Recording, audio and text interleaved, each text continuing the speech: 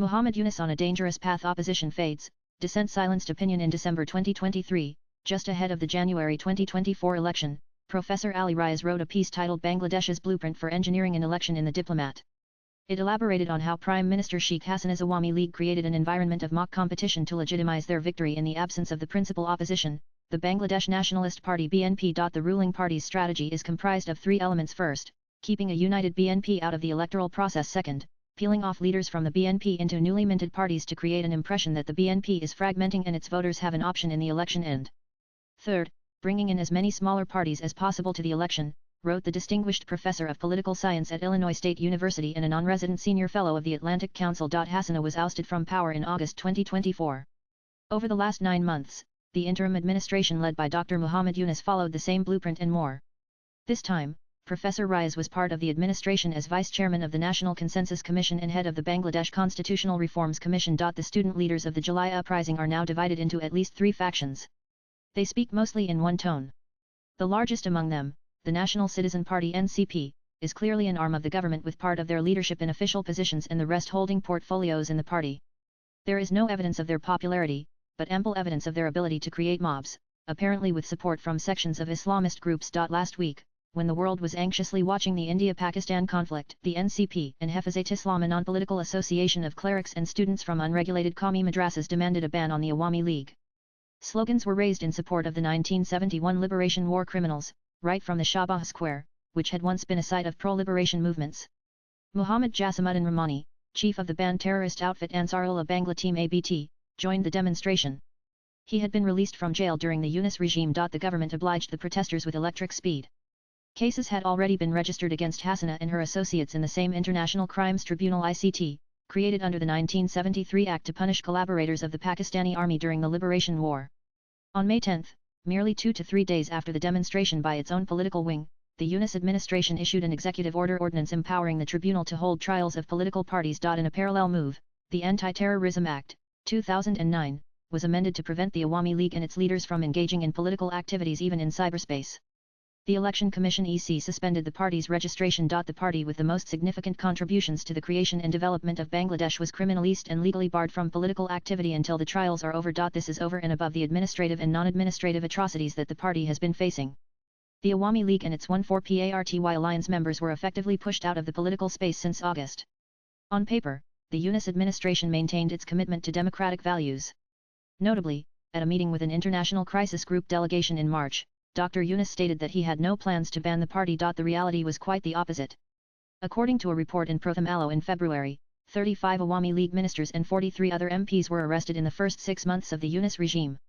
Most of the remaining leaders have fled the country. There is no official communication on the total number of arrests, but unofficial reports say up to 50,000 League activists are in jail. The party that secured 40% of the vote even during its worst times 2001 has been forced to go underground. Human rights activists like Barrister Jyotirmoy Barua, once vocal against the Hasina government, have recently alleged a clampdown on bail provisions and a complete breakdown of the judicial process.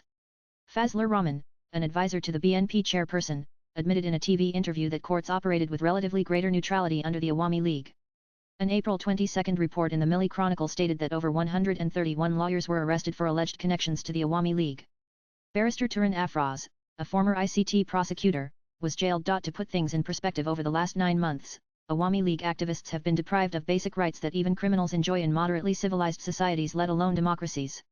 Now, roughly 4.8 crore core voters of the party are deprived of their political choice. Many believe it is part of a meticulous design, a phrase famously used by Dr. Yunus to describe the July uprising to scoop, not peel out leaders from the League's extensive grassroots organization. A Truth and Reconciliation Commission is being proposed. It will act as a political washing machine. The first target is to place Awami candidates as independents, under some form of oath, in local elections.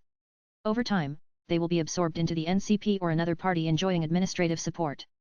The FAA of democracy will be maintained by allowing entry to a host of new parties. At least 65 parties are awaiting EC registration. The BNP supported the ban on the Awami League and may end up the biggest loser in this maneuver, as Awami converts will face BNP candidates in elections. And that suits the Yunus regime. The BNP was a clear favorite to win after Hasina's ouster, but they did nothing to force Yunus to hold an election.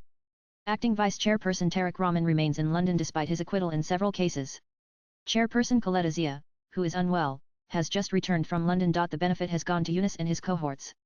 According to the original law, interim governments are to stay for a maximum of 6 months. Yunus promised an election before June, but few in Bangladesh expect one anytime soon. Both the Islamists and the NCP have publicly voiced opposition to elections. And the longer the elections are delayed, the slimmer BNP's chances of winning become. Bangladesh appears to be heading for a textbook implementation of the Minustwo theory first proposed by the army in 2007 and championed by Drive Yunus Indiana conversations with American diplomats. The European Union has effectively endorsed the latest plan by placing reforms ahead of elections. Hasina established a hegemonic rule. She worked overtime to keep the opposition weak. She rigged the 2018 election, in which the BNP participated. She removed the provision for interim governments, and the BNP abstained from elections in protest in both 2014 and 2024. But she never dared to ban the BNP or postpone elections. The democratic world, led by the US, objected to her trials of the Jamaat Islami, which collaborated with the Pakistani army in 1971. They questioned the state of human rights and democracy. Joe Biden administration literally clamped down on her. Swipe left for next video. It is now up to the West to clarify whether and how Bangladesh improved on the scale of democracy and political freedom. Pratim Ranjan Bose is an independent columnist. Views expressed in the above piece are personal and solely that of the author. They do not necessarily reflect NEWS18's views. Latest blogs.